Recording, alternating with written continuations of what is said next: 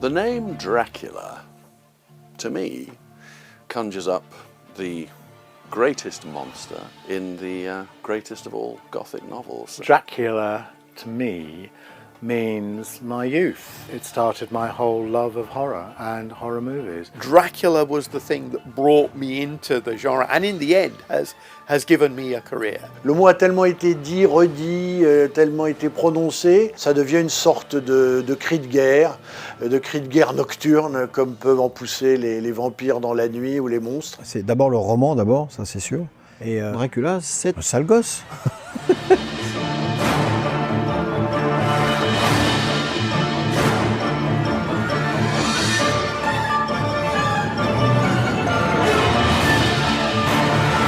Caleb, Landry Jones jouait dans Dogman et on voulait refaire un film ensemble. On a lancé plein de noms. Alors ça allait de Mao en passant par Jésus, on a fait tous les personnages. Et Dracula était dans la liste et je me suis dit tiens je vais relire pour voir. Et ça m'a donné envie de faire le film, quoi. Mais je pense que je n'aurais pas fait le film sans Caleb. Ouais, ma motivation première était de tourner avec cet acteur qui est juste prodigieux et j'ai beaucoup de chance de l'avoir croisé. Et vous êtes Vlad le Second, prince de Valaki, comte Dracula. Frankly, not many horror novels have the impact of Dracula. It seems to have taken Bram Stoker 7 years to write his novel, Dracula. His first notes about Dracula are from March 1890, and the novel finally came out on May the 26th, 1897. Et durant ces 7 années, ce septennat laborieux et halluciné, Stoker accumule les ingrédients, qu'ils soient érudits, historiques, plastiques, poétiques, et pour aboutir à Dracula. Bram Stoker a mis 7 ans, je pense qu'il ne faisait pas que ça. Donc c'est peut-être pour ça que ça a pris autant de temps. Bram Stoker was a very busy man. He was very well known in London social circles because he was the acting manager for the famous actor Henry Irving, and that involved running the Lyceum Theatre on the Strand. So he was an enormously busy man. Donc il commence avec le théâtre, Stoker, ce qui est intéressant dans la capacité qu'il a de mettre en scène les personnages, de les faire vivre, de les animer. Il y a l'aspect historique spécifique qui est lié à l'histoire de la Roumanie et des Balkans, incarné par ce personnage extraordinaire qui est Vlad Tepes, Vlad l'Empaleur, qui menait l'épée au poing la croisade contre les Ottomans et les Turcs musulmans qui tentaient d'envahir l'Europe centrale. Ça, c'est une source historique qui sera utilisée en tant que fantasme, beaucoup plus qu'en tant que source directe. Laissez-les venir. One of the things that really stands out about Dracula is that it's structured unusually for a Victorian novel. Stoker chose to give it a documentary feel, a sort of you are there feel. He chose an epistolary form of writing. You have diary entries, you have correspondence, you have notes dictated on wax cylinder, you have newspaper clippings. Je crois que ça apporte au roman une densité, une énergie et une puissance littéraire beaucoup plus accentuée que si on avait eu, je dirais, un roman, entre guillemets, et sans mépris aucun, de type vernien ou un roman d'aventure classique. Là, cette espèce de structure un peu éclatée rend les choses plus denses, plus angoissées et plus urgentes. It's kind of the effect of found footage in those movies like the Blair Witch Project, which pretend that they've got all this evidence that somebody has edited together to tell you this story. And the point of it is to convince you that this incredible, unbelievable thing really happened. F.W. Murnau made Nosferatu, which in production was an adaptation of Dracula. It admitted it. But by the time it came out, he changed the names, so Dracula becomes Graf von Orlok, and Harker becomes Hutter, and all the names are changed. And so it becomes a story inspired by Dracula. Now, Florence Stoker, Mrs. Stoker, the widow of Bram Stoker, wasn't buying that and sued. I think most people remember the film for literally one sequence, which is when, Count Orlok is creeping up the stairs, you know, his hands extend, and then he vanishes in a flash of sunlight. Nosferatu is an extraordinarily poetic film in many ways, visually beautiful, but the enduring image, of course, is Max Schreck as Orlok, aka Dracula, and it's an extraordinarily powerful performance, and so as a result, Nosferatu achieves what quite a number of horror films don't, which is it is genuinely scary, and that really is what you want from a horror film. After Nosferatu, possibly the most important early adaptation of Dracula is the stage version, and there are several different stage versions from the 1920s. The Dracula of Bela Lugosi of 1931, it is a development of the play. I mean, that's the whole point is, of course, in the play, Dracula talks a lot because that's what characters in plays do.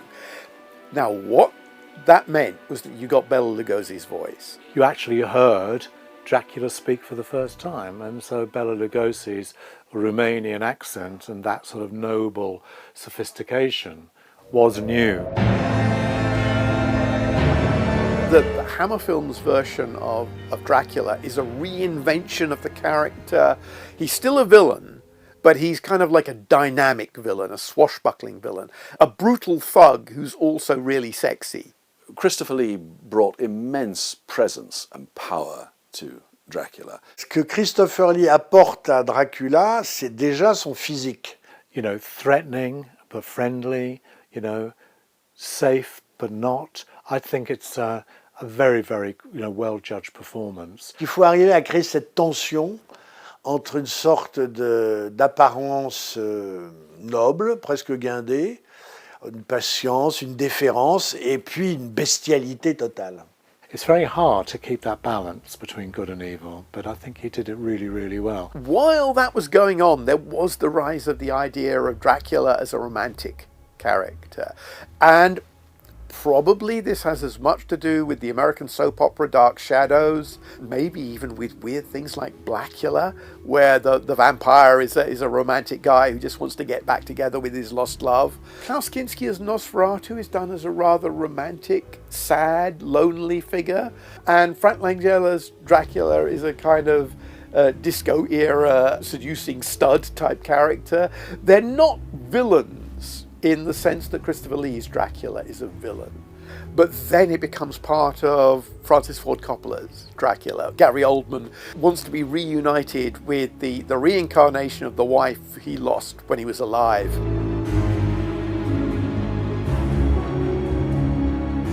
Bizarrely, now, that reincarnation angle has become central to the Dracula myth, largely thanks to Coppola. Dracula is an intelligent, reasoning person with enormous wealth and charisma, almost, you know, a heroic character, but he is chosen to be evil.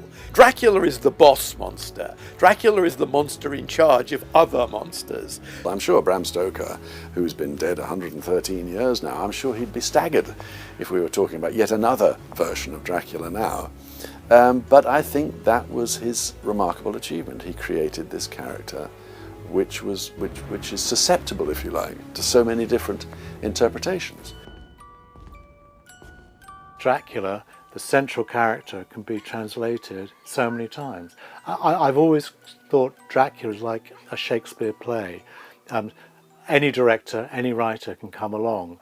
As long as they keep the main focus on what that actually is, they can sort of interpret the text any way they like, but it still remains resonant and true to the Bram Stoker novel.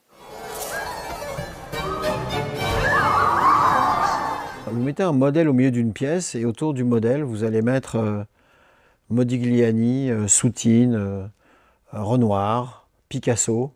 C'est ça que j'aime dans l'art, c'est simplement le regard d'une personne.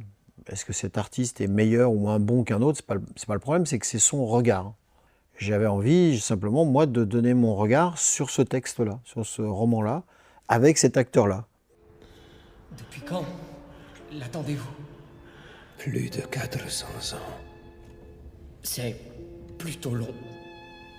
Mais comment pouvez-vous être sûr qu'elle reviendra un jour? Les âmes les plus pures renaissent parfois réincarnées.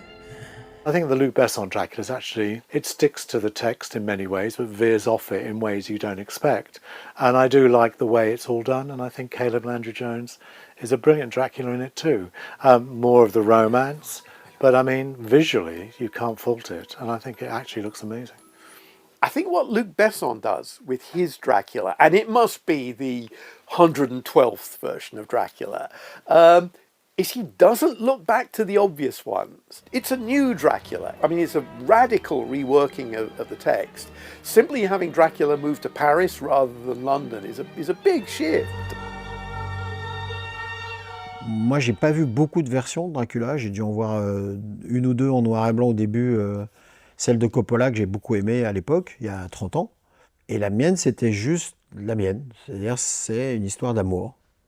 Mais c'est ça qui m'intéressait aussi. C'est de prendre justement un peu un contre-pied et d'aller ailleurs. C'est un dandy dans ma version. Il aime la soie, il aime les bagues, il aime la musique classique, il aime l'art, il a le temps. The Luc Besson version of Dracula is a fascinating riff on the story. I think it says the script is attributed to Besson himself, inspired by the roman de Bram Stoker, Dracula. Inspired by, and I think that's crucial really. I think Besson has acknowledged the fact that Dracula is an extremely mutable text, and that by now you can introduce almost whatever you like into it. I mean, obviously some people will like what you introduce and some people won't.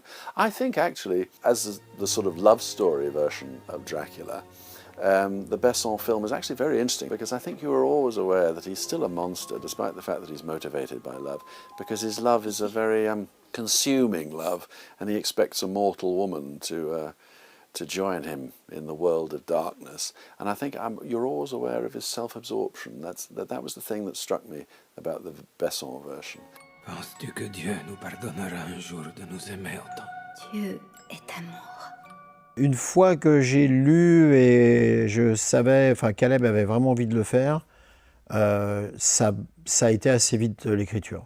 Je pense qu'en 2-3 mois, j'avais déjà une version, et à partir de la première version, j'en fais généralement 7, 8, 9, 10, parce qu'il y a l'influence de Caleb, il y a l'influence, voilà, Christophe Waltz, c'est d'accord, il va être dans le film, donc on retravaille avec Christophe. Voilà. Mon père? Docteur Dumont, je présume. Oui. Vous avez une chapelle de toute beauté. En effet. Merci d'avoir fait le voyage, mon père. Ce périple a dû être long et difficile. Et éreintant, il faut l'admettre. C'est pas quelque chose qui sort comme ça, on ne pose pas une brique. C'est pas un truc qu'on pose et on construit un mur avec. Ça reste quand même très malléable. C'est un peu fabriquer un château mais avec du sable. Voilà, on mouille et puis on fait les formes et on change. Donc le scénario, il a évolué pratiquement jusqu'en dernière semaine de tournage. Avec le chef déco et surtout la chef costumière, on a commencé par un grand tableau qui était dans mon bureau, et on a commencé par ce qui existe. Voilà, 14e, 15e, 16e, 17e, 18e, 19e, avec l'évolution. Par exemple, selon les siècles, on voit l'apparition du collier, qui devient un froufrou énorme comme ça, puis qui après disparaît. On voit les mouvements de société à l'intérieur. C'est assez, même les garçons, les bas. Au début, ils ont des espèces de... un peu comme des shorts avec des bas. Puis d'un seul coup, les shorts s'allongent pour faire des pantalons. Et puis les bas disparaissent. Voilà. On a fait la même chose avec les coiffures. Coiffures qui, voilà, Louis XIV, ça, hop, ça monte, ça fait des grandes cheminées, puis après ça redescend. Voilà. D'abord, donc on regarde ce qui existe, et puis après on s'amuse avec. Et puis après, dans les formes, on essaie que la forme dise ou aide quelque part le storytelling, c'est-à-dire qu'est-ce qu'on est en train de dire. Donc par exemple, Dracula, son costume violet, vraiment montre... ce qui est intéressant, c'est qu'il a 400 ans, donc il est horrible. Il est horrible. Et en même temps, il y a une espèce d'élégance et c'est soyeux, il y a des dentelles. Donc il y a une espèce de contraste comme ça, du coup on ne sait pas. Il est dangereux ou il n'est pas dangereux? Excusez-moi, vous m'avez surpris. C'est moi qui vous demande pardon pour mon entrée quelque peu théâtrale. On avait un rendez-vous par semaine, costume, décor, maquillage, Caleb, moi. Et on essayait d'avancer en même temps. Et Patrice Garcia, qui est un dessinateur incroyable, avec qui je travaille depuis le 5e élément, et lui, il faisait des dessins, il proposait des choses. Ah, ça me plaît pas, ça me plaît pas. Ah ouais, ça c'est vachement bien. Et puis on réagissait autour du dessin de Patrice. Parce que c'était important de voir comment l'acteur réagit et que l'acteur voit aussi comment le décor et le costume réagissent. Donc elle sortait des matières, on regardait, Caleb il touchait la matière. Et en fait, assez en amont, il a commencé à mettre le costume, même pas tout à fait fini, la perruque, pas tout à fait finie, le maquillage, pour qu'il essaie de voir comment il pouvait bouger avec ça. C'est vraiment un travail de... Chacun bouge un tout petit peu pour qu'il y ait vraiment une espèce d'osmose et que quand on le voit bouger dans son décor, on a l'impression que ça ne peut pas être autrement. Et lui, après, tout seul, enfin avec moi aussi, mais la démarche, il faut la trouver. Donc on la cherche, la voix. Donc on a fait venir des coachs roumains. Deux esprits qui se battent l'un contre l'autre, mais ils ne daignent pas se montrer. Dans leurs mains, nous ne sommes que des jouets. Dracula, dans le film de Luc Besson, existe également avant d'être un vampire. Il y a un pré-vampirisme chez Dracula. Dracula est un seigneur valaque violent, puissant, amoureux, qui accomplit sa mission de grand défenseur de la chrétienté contre l'ennemi ottoman. In nomine Patris et Filii et Spiritus Sancti. Et il y a cette mort de la bien-aimée et cette espèce de sentiment qu'a Dracula d'avoir été trahi par Dieu. Dracula n'est plus un enfant de Dieu, c'est le moins qu'on puisse dire. Il n'est plus même un vivant comme parmi les vivants.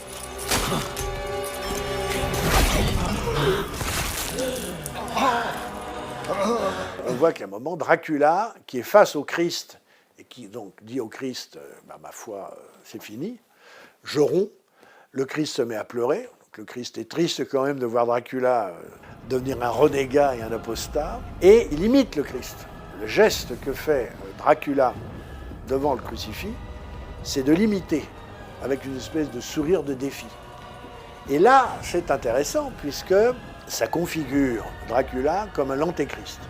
Ça rend le personnage encore plus complexe et mystérieux. J'étais si seul que j'ai commencé à envier les malheureux que la mort emportait. Ce qui était très compliqué pour moi, ce qui m'a pris la tête, qui m'a empêché de dormir beaucoup, c'est qu'on a un personnage qui va chercher sa femme pendant 400 ans. Donc il va avoir des périodes d'euphorie où il pense qu'il peut la retrouver, des moments de désespérance totale. Et comment je tiens la journée émotionnelle de ce personnage pendant 400 ans. Jusqu'au moment où il a perdu tout espoir. Et il tombe dans une espèce de dépression. Et c'est au moment où il va presque toucher le fond qu'il la retrouve. Donc tout renaît. Mais est-ce que ça renaît dans la seconde? Ah non. Il met même du temps à comprendre qu'il pensait que c'était fini. Donc c'est cette journée émotionnelle qui est le plus dur à tenir. Parce qu'il faut la tenir sur 4 mois. Dans un tournage où on ne tourne pas les scènes dans l'ordre.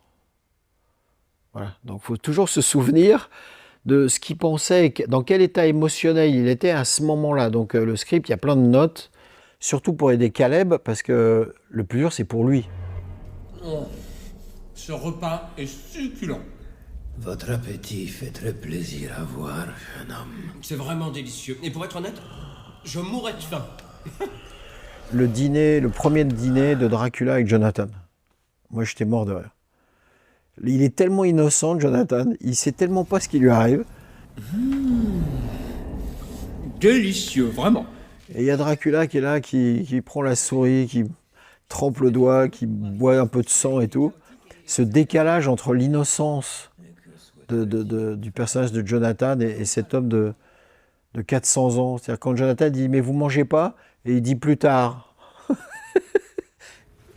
Vous ne mangez pas? Plus tard. Et quand il dit « plus tard », tu sais que c'est lui qui va manger. Donc voilà, ça vraiment en termes d'acting, je crois que c'est une des scènes qui m'a beaucoup plu. Et la rencontre Dracula et le prêtre, c'est-à-dire Christophe Waltz et Caleb, puisqu'ils se courent après pendant 2 heures de film, Et ils vont avoir finalement cette scène ensemble. Et ça, c'était magique. Ça, c'était magique. Alors, c'est vous, le prêtre, qui chassez mes semblables depuis toutes ces années. Oui. J'ai un peu orchestré le truc. Donc je tournais avec Caleb, je tournais avec Christophe, je tournais avec Caleb, je tournais avec Christophe. Mais donc ils se croisaient, mais ils ne tournaient pas ensemble. On mangeait ensemble, Et j'ai vraiment attendu la fin du tournage pour que les deux acteurs soient chargés à bloc, qu'ils aient vraiment envie, qu'ils aient envie du combat, quoi. Ce sont de très belles paroles, mais Dieu vous a envoyé ici me tuer. Le Seigneur m'a envoyé ici vous sauver. C'est comme vraiment deux boxeurs qui à la fois se respectent, mais il y a un match, quoi. Il va falloir y aller, quoi. Et là, j'avais deux acteurs à bloc, mais vraiment à bloc. Donc ça, c'était formidable. In nomine Patris, et Filii, et Spiritus Sancti. Amen. Dracula porte le temps, parce qu'il souffre du temps. Il aimerait bien enfin mourir et accéder à l'éternité, un peu dans les cieux, comme ça, comme on peut le voir dans le film de Luc Besson. C'est poussière, devenir poussière, enfin devenir poussière. Et il porte le temps comme on porte sa croix. C'est ça, je crois, qui finit par être bouleversant.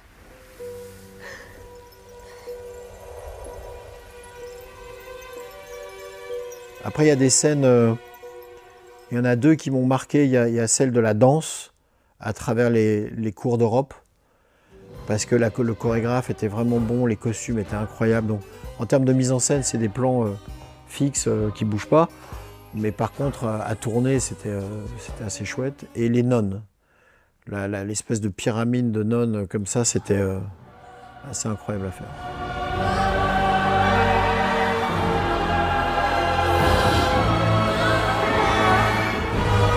I think the Tower of Nymphomaniac Nuns is a great addition to the Dracula mythology.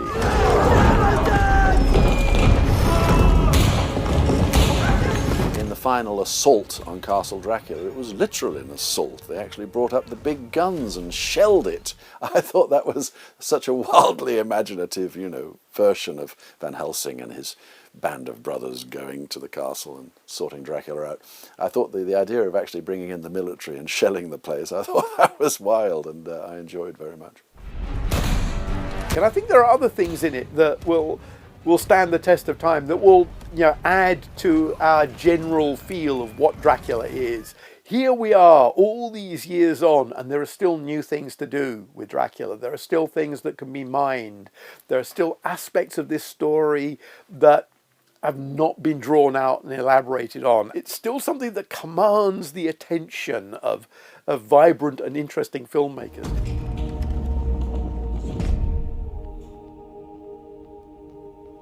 Bienvenue chez nous. Et j'ai été marqué, moi, par des tableaux, par des films. Ça fait partie de mon ADN. Est-ce que ça ressort à travers des idées? Oui. Voilà. Donc c'est pas du... Il n'y a pas de référence directe en disant on voit une œuvre et on dit « Ah, je vais faire comme ça ». Non, c'est pas ça. Mais on est influencé, et on l'est tous. Tous les metteurs en scène. J'ai été influencé par Spielberg, par Scorsese, par Kurosawa. Il y a des plans de Kurosawa qui sont incroyables. Est-ce que ça se ressent?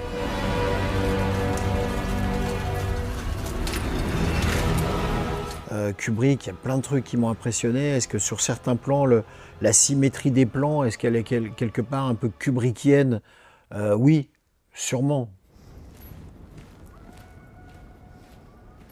On me pose toujours la question des références par rapport aux autres Dracula, alors que je suis beaucoup plus d'accord pour dire qu'on n'est pas loin de La Belle et la Bête. Et qu'on n'est pas loin d'Orphée.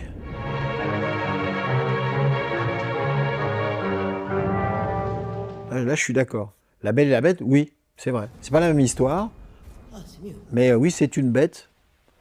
Et c'est la Belle et il l'aime. Donc il y a plus de choses en commun avec La Belle et la Bête.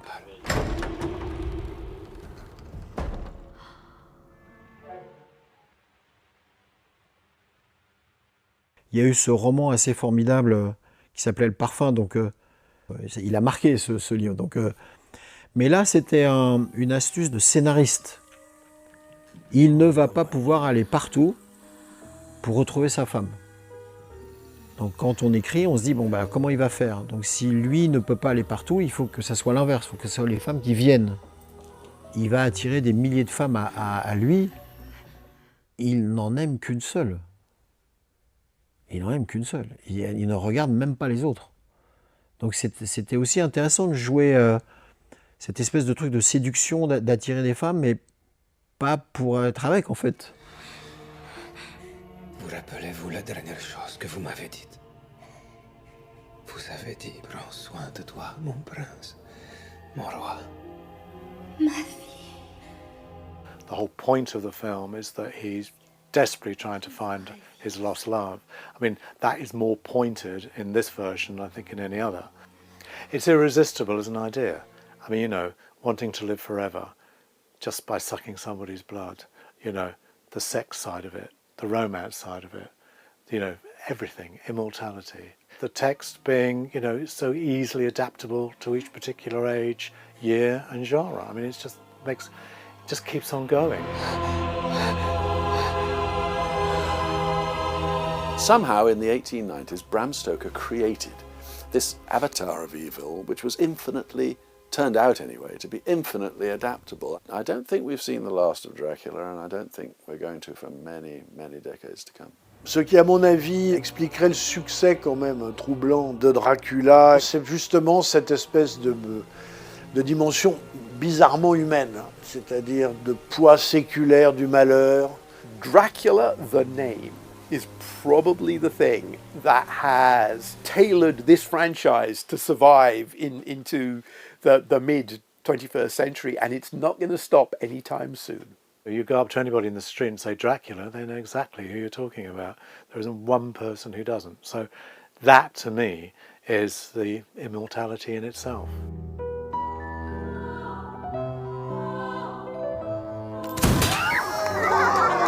Je pense qu'en fait, on traduit, que ce soit en poésie, en peinture, en fringues, en film ou en musique, mais on traduit un peu cette espèce de sentimentalité qu'on peut ressentir dans l'environnement. Par exemple, je me souviens à l'époque de Nikita, on était dans une société un peu bourgeoise, un peu fluffy, comme on dit, un peu, voilà, ça allait bien. Et quand on a 20 ans, on a juste envie de mettre un coup de pied, quoi. Et donc Nikita, en fait, Léon ou Nikita viennent de cette ambiance-là. C'est pas du tout l'humeur d'aujourd'hui.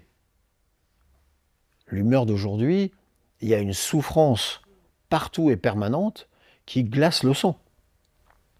Donc quand on est artiste, à ce moment-là, on a cette espèce de réflexe d'amener un bouquet de fleurs. Et c'est pour ça qu'instinctivement, Dracula, c'est une histoire d'amour. Parce que ça fait du bien.